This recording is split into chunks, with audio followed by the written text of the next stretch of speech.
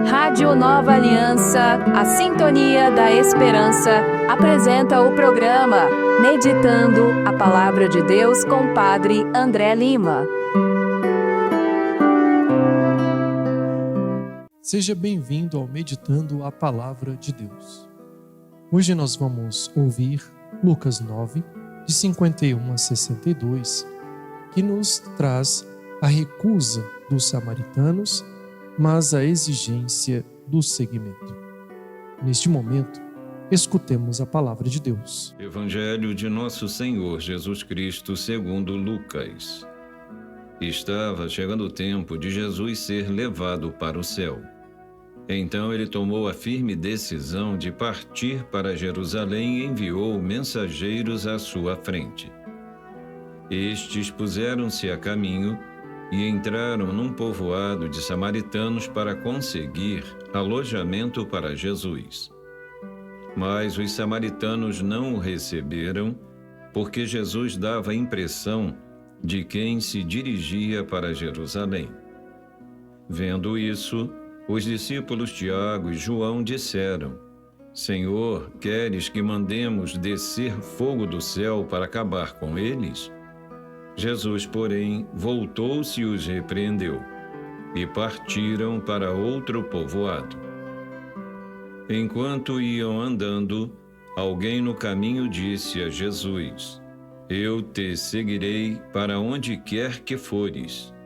Mas Jesus lhe respondeu: As raposas têm tocas e os pássaros têm ninhos, mas o Filho do Homem não tem onde repousar a cabeça.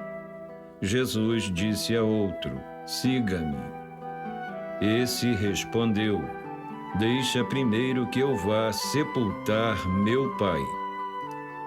Jesus respondeu: Deixe que os mortos sepultem seus próprios mortos. Enquanto iam andando, alguém no caminho disse a Jesus: Eu te seguirei para onde quer que fores.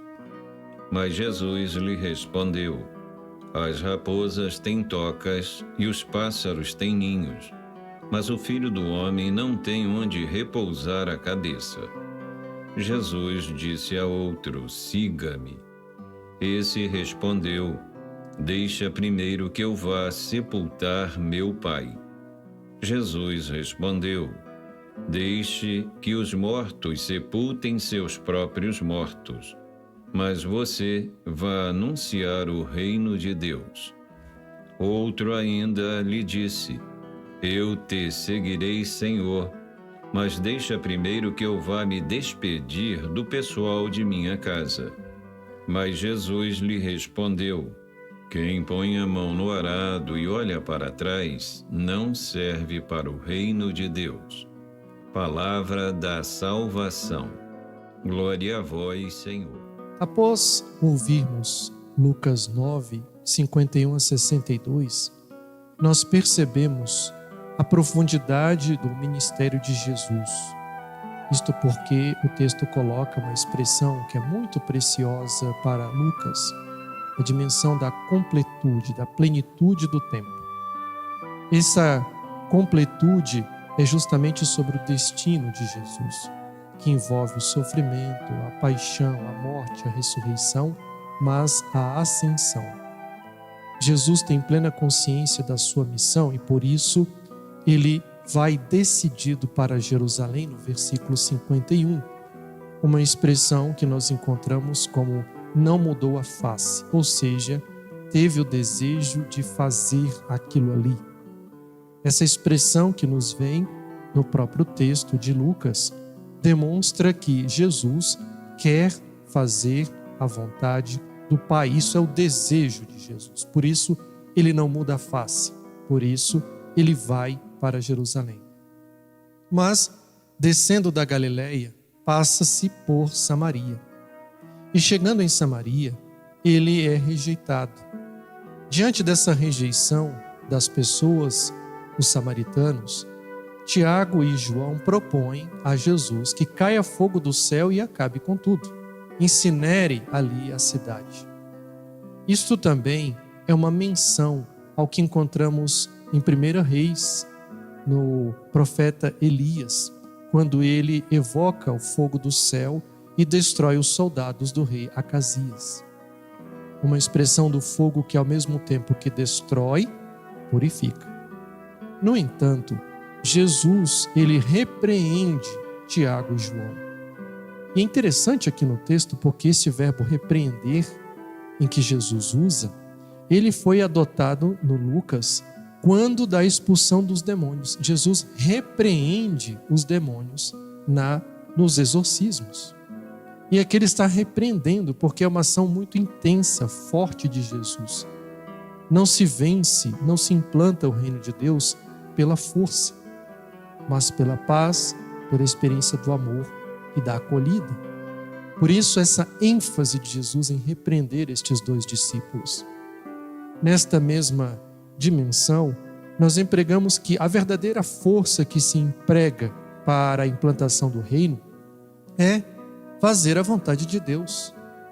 Não é justamente uma força para se destruir, como Tiago e João desejavam.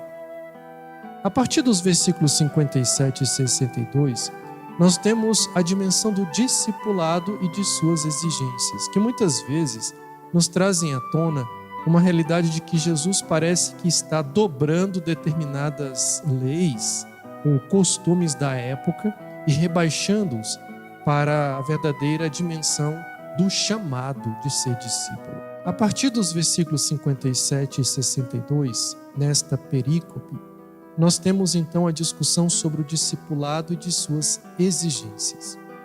Jesus parece mostrar que o seu chamado é superior a determinadas leis e costumes da época. Isto porque o Filho do Homem não se adapta ao mundo, mas pela sua encarnação ele se identifica com o homem. É totalmente diferente. Queremos adaptar a mensagem da Boa Nova ao mundo, mas na verdade usar da mensagem da Boa Nova para transformar o mundo são duas realidades completamente distintas. E aí nós vemos alguns costumes ou algumas leis que eram preciosas para o próprio povo. Por exemplo, sepultar os mortos, onde Jesus diz, deixem que os mortos sepultem os mortos. Mas na verdade aqui o texto de Lucas traz uma metáfora. A espiritualidade morta que Jesus está denunciando de simplesmente cumprir algo por cumprir. A obrigação moral, ela na verdade é menor do que o chamado de Jesus. E o chamado de Jesus é superior a uma espiritualidade morta. Outro aspecto também, o se despedir da família, como por exemplo Eliseu pediu para Elias, lá em 1 Reis 19, para poder seguir Elias, ele pede para ir se despedir da sua família. Temos também uma pessoa que pede, mas que Jesus também não deixa. Ou seja, a dimensão da propriedade, da família, do trabalho, obrigações fundamentais para a vida, elas na verdade estão abaixo do chamado de Jesus. Talvez muitos se perguntem, mas como? O chamado é algo muito importante. O chamado é a eleição divina sobre nós. E o chamado precisa ter uma abertura imensa para acolher esse próprio chamado. Por isso, não há motivos que se imponham diante do chamado que Jesus faz a cada um de nós para sermos discípulos. Quando nós entendemos isto, tudo se equaliza. A dimensão própria de obrigações legais ou de desejos que o ser humano carrega. Mas a realidade do discipulado é uma realidade profunda que nos toca, nos transforma. Ao sermos filhos e filhas de Deus, somos também os discípulos do Senhor, que são enviados. E nós não podemos colocar obrigações antes do nosso testemunho. Nós não podemos criar condições que atrapalhem a experiência do testemunho e do próprio discipulado. E é isto que Jesus está nos apresentando. Assim como há uma radicalidade sobre a vida de Jesus, há também sobre aqueles que seguem o próprio Jesus. A partir disto, podemos nos dirigir às perguntas que são propostas para este tema. Tenho seguido Jesus com decisão e perseverança ou algumas lembranças me distraem? É justamente o que estamos conversando. Colocamos ou impomos questões antes, ou nós estamos sim nos abrindo cada vez mais, acolhendo cada vez mais o discipulado e assumindo com responsabilidade e perseverança o fato de sermos discípulos. No segundo questionamento, nós temos: como é para mim lidar com exigências, rejeições e desafios no caminho do discipulado? Nós já falamos diversas vezes que não é porque somos filhos e filhas de Deus, não é porque somos chamados a sermos discípulos, é que nós vivemos numa redoma e não há problema. Os problemas existem, a adversidade, a tudo que fazemos existe, a rejeição também existe. Mas qual é o nosso empenho? Qual é o grau da nossa perseverança? Qual é o grau da nossa fé, da nossa confiança nesta palavra de Cristo que é pronunciada usando o nosso nome, nos chamando para uma nova experiência de vida? Será que isso tem um peso verdadeiramente para nós? É sempre bom se questionar se estamos realmente, como nós estamos lidando com as dificuldades, com as rejeições, pelo fato de sermos discípulos. Se o Mestre Senhor foi rejeitado, por que não nós? Mas qual é o grau do nosso entendimento sobre isso? Vale a pena se perguntar e compartilhar nas nossas pequenas comunidades. E na terceira pergunta, temos: quanto me exige pessoalmente responder sim à vontade de Deus? Essa pergunta precisa sempre passar pelo grau da nossa vontade. Quanto maior a nossa vontade, ela pode ser um empecilho à vontade de Deus. É preciso que a gente diminua para que Ele cresça. Essa experiência acontece também dentro da nossa vontade. É preciso que a nossa vontade diminua para que a vontade de Deus aumente em nós. E assim entendamos o nosso papel, a nossa missão de sermos discípulos e discípulas. A partir então desses questionamentos, vamos ao Padre da Igreja que nos ilumina neste momento.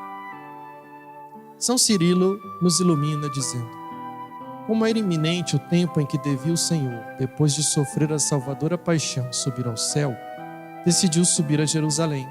Por isso está dito: aconteceu que, aproximando-se o tempo da sua partida deste mundo, de novo. São Cirilo nos ilumina com o seguinte pensamento: como era iminente o tempo em que devia o Senhor, depois de sofrer a salvadora paixão, subir ao céu, decidiu subir a Jerusalém. Por isso está dito: aconteceu que, aproximando-se o tempo da sua partida deste mundo, dirigiu-se resolutamente para Jerusalém. Como vimos, esta expressão resolutamente para Jerusalém, essa decisão de Jesus, no original está: não mudou a face, que é a forma em que Lucas escreve, para mostrar o desejo de Jesus em cumprir com a vontade do Pai. Que isso também possa morar nos nossos corações, fazer a vontade de Deus. Louvado seja nosso Senhor Jesus Cristo.